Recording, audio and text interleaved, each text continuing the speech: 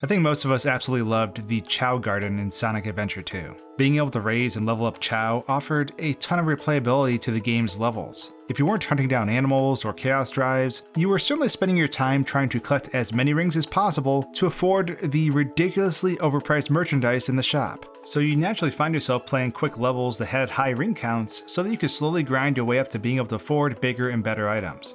But for some of us, me absolutely not included, we were perfectionists. If there was a max ring count at the stage, why not try to go for the gold and get them all? Even if you weren't a perfectionist though, you may have still noticed something a bit odd in a particular level. Specifically, Shadow's stage, White Jungle. Because White Jungle has a very weird mystery surrounding it. Its total ring count is 431. But yet, as players, we've never have even come close to breaking the upper mid 200s. So what gives? Where are the remaining 100 plus rings at on this stage? A question that has perplexed players for quite a while now. This is the mystery of White Jungle's lost rings, so I hope you enjoy. And if you like my bizarre videos, consider subscribing. Most people watching aren't subscribed, so if you do enjoy my strange adventures, consider joining the free subscriber club.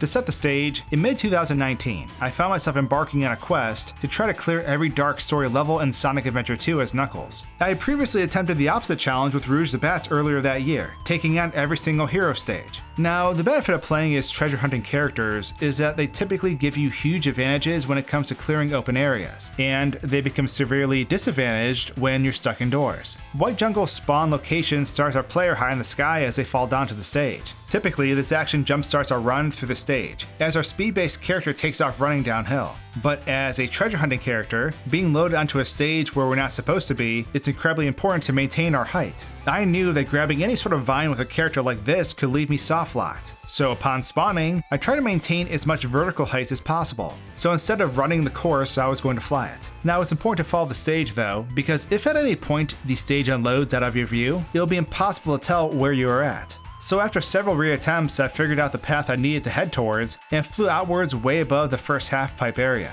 But that's when I saw something weird. Way above the stage in the sky were 3 floating platforms just chilling. Now, upon seeing these, I immediately knew that the player never went here. Generally, a lot of these stages leave us down and outward, so having something nestled way up here didn't make sense. The player's camera would never be able to see these regardless of how we angled it. But even more perplexing to me was that not far off from these platforms was a series of rings leading out to the void. And at this point, I knew I stumbled upon something neat. So I pushed forward. The rings eventually led to speed platforms, which then trailed off into more rings. Mind you, at this point, there isn't any walkable ground anywhere. It's merely objects floating in space, similar to what I talked about in my City Escape video a while back. However, this was a major clue in determining why that ring count always seemed absolutely absurd for the rings presented in this stage. We ran through this stage over and over years ago, but the reason why we couldn't locate these missing rings was because they were way up in the sky, lost in the great beyond. If we keep moving forward, past this initial set of rings, we run into some gun beetles floating out in the void, some jump springs, and then a speed launch platform. After coming back to this location with Shadow using game modifications, I decided to jump on the platform to see where it would take me. And it launched me insanely far out of bounds beyond the skybox due to the locked camera.